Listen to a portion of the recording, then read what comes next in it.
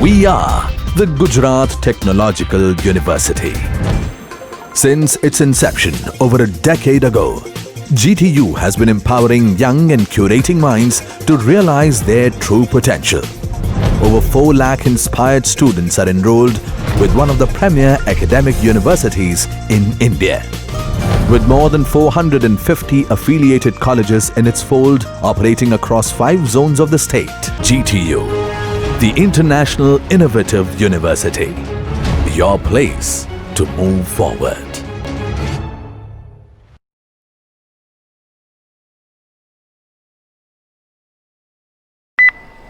Hello friends, welcome.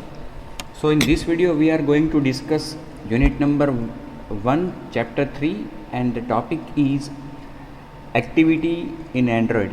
In this video we are going to discuss activities and its life cycle also, because whenever we develop an application in Android, mainly we will create an activity. Okay, for each screen of our application there will be one activity, and relative to activity there will be one layout which will be the screen or the designing which will be shown to the client when our activity is executing.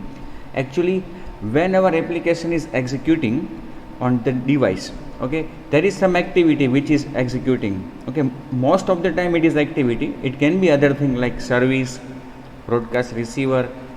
Okay, but for most of the time the component which is in focus or which is in front of the client, which is client interacting, okay, that is the activity. So to know the activity, how it works, how can we define it, what it can do is very important. Additionally, an activity in Android is a file, is a code, is a class of Java, okay, which is written in Java language. So you should be aware of Java programming language, as you have already studied in the previous semesters. And for an activity class, it is like an entity. An activity is like an entity which has a well defined life cycle also. It has a life. Okay, a single application can contain multiple activities, okay, but at least there should be one activity. Okay, so to know and to create a good application of Android and rich application of Android, knowledge of activity is very crucial. Okay, additionally, to use activity, there are certain cases, there are certain situations which can be occur while your application is running. For example, आपकी application run हो रही है और client के mobile में कोई call आ गया, तो क्या होगा कि आपकी एप्लीकेशन को कम प्राधान्य दिया जाता है कॉल के मुकाबले. Okay, Android operating system is priority based. Okay, कि एक ही समय पे बहुत सारी एप्लीकेशंस रन होना चाहती है, तो कौन सी एप्लीकेशन को रन करना है, उसका जो डिसीज़न है, निर्णय, वो उसकी योग्यता या प्राधान्य पे लिया जाएगा कि उसका इम्पोर्टेंस कितना है, उसकी प्रायोरिटी कितनी है. तो मोबाइल है तो एक कम्युनिकेशन डिवाइस, उसमें सबसे ज़्यादा जो महत्व है वो है कॉलिंग का. ओके, तो आपकी कोई भी एप्लीकेशन रन हो रही है और अगर क्लाइंट के डिवाइस में कॉल आता है तो तुरंत ही आपकी एप्लीकेशन को होल्ड किया जाएगा, उसको स्टैक में नेक्स्ट लेवल पे, नेक्स्ट पोजीशन तो नहीं कह सकते, लेकिन उसके ऊपर स्टैक में कॉलिंग की एप्लीकेशन आ जाएगी, कॉलिंग की एक्टिविटी आ जाएगी. तो जो क्लाइंट का फोकस है वो आपकी एक्टिविटी से चला जाएगा. मतलब कि आपकी एक्टिविटी हो सकता है कि स्क्रीन से रिमूव भी हो जाए, और जब ये कॉलिंग ख़त्म हो जाए, मतलब कि क्लाइंट अगर कॉल रिसीव करता है तो वो बातचीत कर ले, फिर वापस आपकी एप्लीकेशन को मौका मिल सकता है. तो मैंने आपको बताया कि आपकी एप्लीकेशन रन होने का मतलब क्या है, कि एक्टिविटी रन होना. आपकी कोई भी एप्लीकेशन जब रन होती है, it means there is some activity which is executing in the most of the situations. तो पहले आपकी एप्लीकेशन रन हो रही थी तो मतलब कि उसकी कोई एक्टिविटी रन हो रही थी. कॉल आया तो एप्लीकेशन को होल्ड कर दिया गया, मतलब कि एक्टिविटी को होल्ड कर दिया गया। वापस कॉल ख़त्म होने के बाद एप्लीकेशन को वापस मौका मिला, मतलब कि वापस उसकी एक्टिविटी रन होगी। तो देखा जाए तो एक एग्जीक्यूशन के दौरान एक्टिविटी के साथ बहुत कुछ होता है, मतलब कि उसे होल्ड किया जाता है, जैसे कि वो रन हो रही है और किसी और एक्टिविटी या और एप्लीकेशन की रिक्वेस्ट आई है कि जो ज़्यादा प्रायोरिटी वाली है, तो उसको मौका दिया जाएगा आपकी एक्टिविटी को बंद करके या उसको पॉज करके।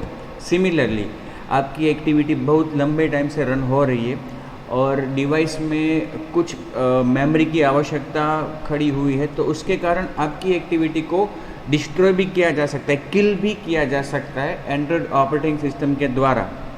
ओके, ना ही कोई कॉल आया है, ना ही कोई एक्शन क्लाइंट ने ली है, फिर भी ऑपरेटिंग सिस्टम एंड्रॉयड वो अगर चाहे तो आपकी एप्लीकेशन को किल भी कर सकते हैं, जिसे हम डिस्ट्रॉय कहते हैं। तो मेरा कहने का मतलब कि ऐसी बहुत सारी घटनाएं हैं कि जो आपकी एप्लीकेशन के साथ, आपकी एप्लीकेशन की एक्टिविटी के साथ परफॉर्म होती है। तो कहाँ परफॉर्म होती है, कब परफॉर्म होती है? तो मैं कहूँगा एक्टिविटी के शुरू होने से लेकर उसके ख़त्म होने तक। एक्टिविटी एक जावा का कोड है, एक जावा का क्लास है, तो उसमें लिखा हुआ कोड एग्जीक्यूट होगा। एक्टिविटी का रन होने का मतलब क्या हुआ? उसमें लिखा हुआ कोड का रन होना। तो उसमें लिखी हुई जो लाइंस है शुरू से लेकर अंत तक रन होती है, और इसी के बीच में एंड्रॉयड ऑपरेटिंग सिस्टम जब किसी एक्टिविटी को रन करती है तो उस एक्टिविटी क्लास का है, तो क्लास ही वो एक ऑब्जेक्ट भी बनाती है, और जब उस एक्टिविटी का एग्जीक्यूशन ख़त्म होता है तो उस एक्टिविटी के ऑब्जेक्ट को नाश भी किया जाता है, मतलब कि डिस्ट्रॉय। तो देखा जाए तो कहीं पे उसको ऑब्जेक्ट को किया गया, इनिशियलाइज किया गया, क्रिएट किया गया, इंस्टेंशिएट किया गया। जावा की भाषा में बात करें तो इंस्टेंशिएट मतलब कि बर्थ, और उस एक्टिविटी ऑब्जेक्ट का नाश अलग अलग सिचुएशंस, मतलब कि नॉर्मली उसने एग्जीक्यूशन ख़त्म कर लिया तो भी उसका नाश किया जाएगा। उसको बीच में से अटकाया गया है, उसको होल्ड पे रखा गया, अब बहुत ज़्यादा टाइम से होल्ड पे है तो भी ऑपरेटिंग सिस्टम उसको किल कर सकती है, मतलब कि विनाश उसका। या फिर कुछ और आवश्यकता खड़ी हुई, आवश्यकता पड़ी है मेमोरी की या रिसोर्स की, आपकी एक्टिविटी रन हो रही है, एग्जीक्यूशन के बीच में से उसको पकड़ के डिस्ट्रॉय किया जा सकता है एंड्रॉयड ऑपरेटिंग सिस्टम के द्वारा, फोर्सफुली जिसे हम कहते हैं, तब भी उसका अंत होगा। तो जब अंत होता है तो हम कह सकते हैं कि it is death of the activity, और उसका अंत। उसी तरह से जब वो इंस्टेंशिएट होती है, we can say it is a birth of the activity. So ये दो महत्व की जो घटनाएं हैं, शुरू होता है उसके इंस्टेंशिएशन से मतलब कि बर्थ से, और डिस्ट्रॉय मतलब कि उसका अंत या उसका विनाश या उसका डेथ। ये जो पूरा ड्यूरेशन है, ओके, ये समय का जो पूरा गैप है, उसे हम एक्टिविटी की लाइफ साइकिल कह सकते हैं। क्या कह सकते हैं? Life cycle. जैसे आपने जावा में पढ़ा होगा एप्लेट की लाइफ साइकिल। ऐसे बहुत सारे एंटिटीज़ है, बहुत सारे कंपोनेंट्स हैं जिसकी लाइफ साइकिल होती है। जैसे मनुष्य की या किसी प्राणी की लाइफ साइकिल होती है, उसी तरह ये अलग अलग कंपोनेंट्स की भी लाइफ साइकिल होती है। और जैसे हम अपनी लाइफ साइकिल के दौरान अलग अलग स्टेजेस में से पसार होते हैं, उसी तरह से एक्टिविटी भी या फिर कोई कंपोनेंट भी अपनी लाइफ साइकिल के दौरान अलग अलग अवस्थाओं में से पसार होता है। जैसे कि एक्टिविटी अभी रन हो रही है, क्लाइंट के सामने उसका आउटपुट स्क्रीन पे ही है, तो उसका स्टेट होगा active state. Okay, activity just अभी क्रिएट हुई है, ओके, स्क्रीन पे नहीं आई, तो उसका स्टेट होगा न्यू, मतलब कि अभी जस्ट क्रिएट हुई है, स्क्रीन पे आना बाकी है, एक्टिव नहीं है। ओके, एक्टिविटी को पॉज किया गया है तो वो पॉज्ड स्टेट में होगी या इनएक्टिव स्टेट में होगी। एक्टिविटी को नाश किया गया है तो उसका स्टेट डिस्ट्रॉय हो जाएगा। मतलब कि लाइफ साइकिल के दौरान एक्टिविटी अलग अलग स्टेट्स में से पसार होती है। कुछ स्टेट ऐसे है कि जहाँ पे एक्टिविटी दिख रही होती है, कुछ स्टेट ऐसे है कि जहाँ पे एक्टिविटी को मेन मेमोरी में रखा जाता है, रैम में रखा जाता है, स्क्रीन पे नहीं है फिर भी उसको रैम में रखा जाएगा। बहुत सारे अलग अलग इस तरह के स्टेट्स है।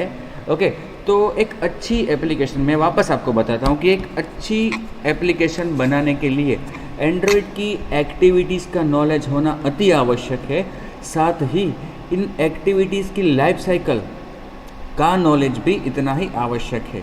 लाइफ साइकिल मतलब कि एक्टिविटी जब रन हो रही है, शुरू से लेकर अंत तक ऐसी कौन सी घटनाएं हैं कि जो उसकी लाइफ में घट सकती है, और एज ए डेवलपर हमें क्या ध्यान रखना है, अपनी एप्लीकेशन को डेवलप करते वक्त हमें क्या ध्यान रखना है, वो भी हम उसमें पास कर सकते हैं। ओके, तो यहाँ पे हम डिस्कस करेंगे एक्टिविटी और उसकी लाइफ साइकिल। तो आप बहुत सारी प्रोग्रामिंग लैंग्वेजेस में पढ़ा होगा कि किसी भी कंपोनेंट की लाइफ साइकिल होती है। तो लाइफ साइकिल में जो अलग अलग मुकाम आते हैं, अलग अलग स्टेट्स आते हैं, उन स्टेट्स के अनुरूप अलग अलग मेथड्स होती है।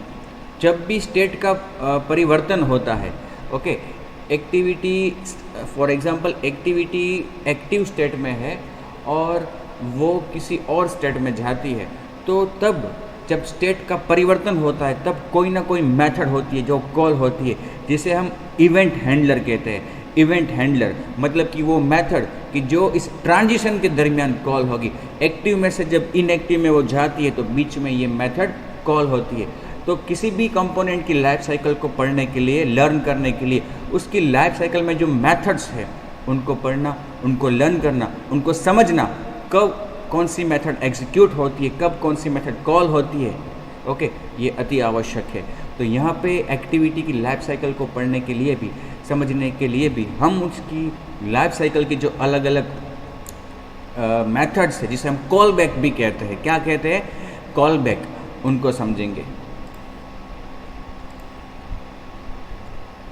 An activity in Android represents a screen, या it represents a screen, लेकिन स्क्रीन पे एक्टिविटी नहीं दिखती, स्क्रीन पे दिखता है लेआउट, और वो लेआउट जुड़ा होता है एक्टिविटी से। कहने का मतलब जब एक्टिविटी रन होती है, वो तो जावा का कोड है कि जो कंट्रोलिंग करेगा, उसमें से एक लेआउट को हम कंटेंट व्यू करेंगे, मतलब कि लेआउट को हम शो करेंगे स्क्रीन पे। एक्टिविटी खुद नहीं दिखती, उसके अंदर से कुछ दिखाया जाता है। दिखता वो है जो दिख सके ऐसा हो, व्यूज़ जो दिख सके ऐसा है। For each screen we should define an activity. जितनी भी स्क्रीन्स आपकी एप्लीकेशन में आपको लगता है होनी चाहिए, उतनी एक्टिविटीज़ आपको रखनी है। और application should have a primary activity which handles main UI functionality of our application. हमारी एप्लीकेशन में मैंने कहा आपको कि बहुत सारी एक्टिविटीज़ हो सकती है, लेकिन इन बहुत सारी एक्टिविटीज़ में से कोई एक एक्टिविटी ऐसी होनी चाहिए कि जो लॉन्चर हो। मतलब कि जब हम वेबसाइट बनाते हैं या कोई वेब एप्लीकेशन बनाते हैं तो हम उसमें एक होम पेज रखते हैं, ओके। तो जैसे कि GTU की वेबसाइट को हम ओपन करते हैं gtu.ac.in, तो उसमें शुरू में ही उसका होम पेज आएगा, जहाँ पे हमारे ऑनरेबल VC सर का फ़ोटो, उनका वीडियो मैसेज और उनका एक टेक्स्ट मैसेज पूरा लिखा हुआ है। तो that is the home page, जहाँ से आप पूरी वेबसाइट को छानबीन कर सकते हैं, उसमें से कुछ भी चीज़ जान सकते हैं, कहीं भी जा सकते हैं। मतलब कि circulars, student section, syllabus etcetera, old papers of GTU, okay, teaching scheme, affiliation for colleges. तो आपकी एक्टिविटी में भी कुछ ऐसा होना चाहिए, कोई एक स्क्रीन ऐसी होनी चाहिए कि जब आपकी एप्लीकेशन रन हो तो वो स्क्रीन सामने आए शुरू में, और उस स्क्रीन में से अलग अलग ऑप्शंस होने चाहिए अलग अलग पेजेस पे जाने के लिए, ओके। तो ऐसी एक्टिविटी कि जो होम स्क्रीन जैसा काम करे, उसको हम लॉन्चर कहेंगे, क्योंकि वो एक्टिविटी हमारी एप्लीकेशन का एंट्री पॉइंट बनेगा। क्या बनेगा? Entry point, okay. Entry point मतलब कि एप्लीकेशन जब रन हो तो क्या होना चाहिए, कौन रन होना चाहिए सबसे पहले, that is entry point. Additionally we should have secondary activities to represent different screens of our application. ये एक एंट्री पॉइंट के अलावा हमारे एप्लीकेशन में और भी कुछ एप्लीकेशंस होंगी, एक्टिविटीज़ होंगी कि जो अलग अलग टास्क परफॉर्म करने के लिए होंगी। जैसे कि आप क्रूड एप्लीकेशन डेवलप कर रहे हो तो एक एक्टिविटी ऐसी होगी आपकी, एक स्क्रीन ऐसी होगी कि जो सभी रिकॉर्ड्स को व्यू करती है। दूसरी स्क्रीन ऐसी होगी कि जो एक रिकॉर्ड को ऐड करने के लिए है। तीसरी स्क्रीन ऐसी होगी कि जो किसी रिकॉर्ड को अपडेट करने के लिए है। कहने का मतलब अलग अलग प्रकार की अलग अलग activities as per our requirement and need होगी। Creating activities. तो दोस्तों एक्टिविटीज़ को क्रिएट करने के लिए मैंने पहले ही शुरू में बताया आपको कि एक्टिविटी एक जावा का कोड है, जावा का क्लास है। तो ऐसी चीज़ है कि जो हमें बनानी होती है और वो पहले से है और एक आवश्यक चीज़ है। तो आपने कई बार ऑब्जर्व किया होगा कि जब जावा में हम ऐसा कोई कोड लिखते हैं तो हमें एक क्लास बनाना होता है कि जो इनबिल्ट किसी एक क्लास को एक्सटेंड करता है। जैसे कि एप्लेट बनानी हो जावा में आपको एप्लेट, तो आपको एक क्लास बनाना पड़ता है कि जो एप्लेट क्लास को एक्सटेंड करे। आपको सर्वलेट बनानी है जावा में, सर्वलेट, तो आपको एक क्लास बनाना पड़ेगा कि जो सर्वलेट क्लास को एक्सटेंड करता है, HTTP सर्वलेट को। उसी तरह से यहाँ पे एंड्रॉयड में अगर आप एक्टिविटी बनाना चाहते हो तो आपको एक क्लास बनाना है कि जो एक्टिविटी क्लास जो इनबिल्ट है, एंड्रॉयड SDK में एक्टिविटी क्लास इनबिल्ट है, उसको एक्सटेंड करना होगा। जब आप इनबिल्ट एक्टिविटी क्लास को एक्सटेंड करके अपना खुद का क्लास बनाओगे तो वो आपका खुद का क्लास भी क्या बनेगा, एक एक्टिविटी बनेगा। An activity is represented by implementation of activity class. So we need to define a class which extends activity class and define the UI and implement the functionality in this class.